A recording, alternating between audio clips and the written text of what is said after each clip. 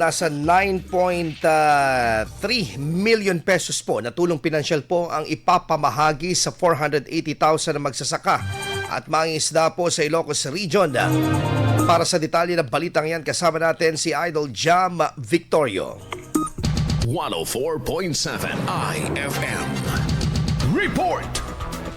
Nakatakdang mamahagi ng tinatayang 9.3 million pesos na tulong pinansyal ang Department of Agriculture sa mga magsasaka at mangingisda sa Ilocos Region ngayong araw bilang tulong sa kanilang kabuhayan. Kabuoang 480,080 na benepisyaryo ang nakalistang tatanggap ng tig 2,325 pesos mula sa iba't ibang panig ng rehiyon. Gaganapin ang distribusyon sa Research and Experiment Center sa Maybatak City, Ilocos Norte, San Juan, Ilocos Sur, Santa Barbara, Pangasinan at Regional Office ng Department of Agriculture sa San Fernando City, La Union. Kabilang sa mga tatanggap ang mga magsasaka na nagtatanim ng palay, mais, tubo at mga mangingisda na rehistrado sa Registry System for Basic Sectors in Agriculture. Tiniyak naman na tanggapan ang maagap na paghahanda sa aktibidad upang maging matiwasay ang pamamahagi sa mga benepisyaryo. Kasama mo mula dito sa IFM Dagupan, ito si Idol Jam Victorio. Tatak, IFM.